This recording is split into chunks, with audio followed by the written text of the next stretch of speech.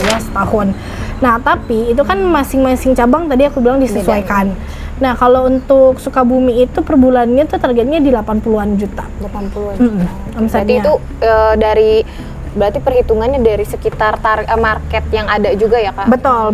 Nah, sekarang itu tadi aku bilang, kenapa akhirnya kita butuh buka wilayah yang lebih luas untuk kita nambah cabangnya atau nambah pengembangan wilayah ini, otomatis butuh pasar barunya juga kan.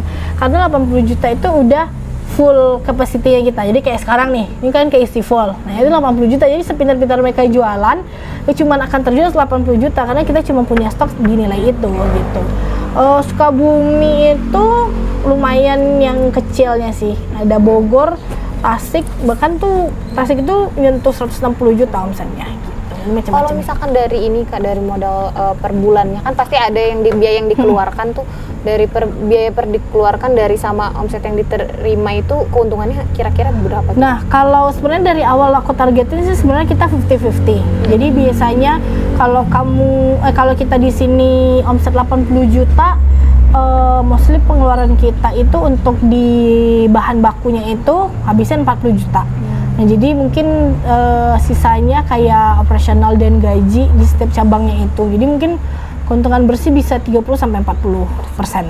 Itu dalam satu tahun? Dalam 1 bulan. Oh, dalam 1 bulan, ya. Oke. Kalau ini Kak, kan dari kayak tadi tuh benih-benih yang Kak Hilda pakai ya, terus juga media tanamnya, yang lain-lain, itu biasanya Kak Hilda beli lagi Kak atau bermitra juga Kak?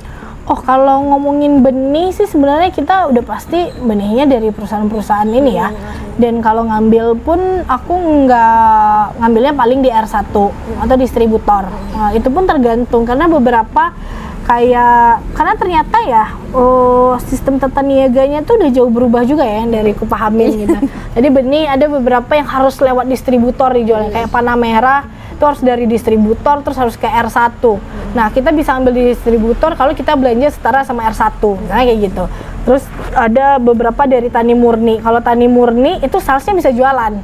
Jadi aku biasanya ngambil ke salesnya. Misalnya kayak kita butuh 500 pieces ori misalnya gitu. TM99 gitu. Oh, 500 pieces tuh transaksi sekitar 30 jutaan itu. Nah, itu kita bisa lakuin sama si salesnya. Nah, tapi kalau ke panah merah kayaknya itu transaksi 50 juta aja kita belum bisa nyentuh distributornya gitu.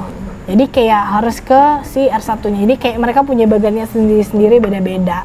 Begitupun sama benih-benih yang lain.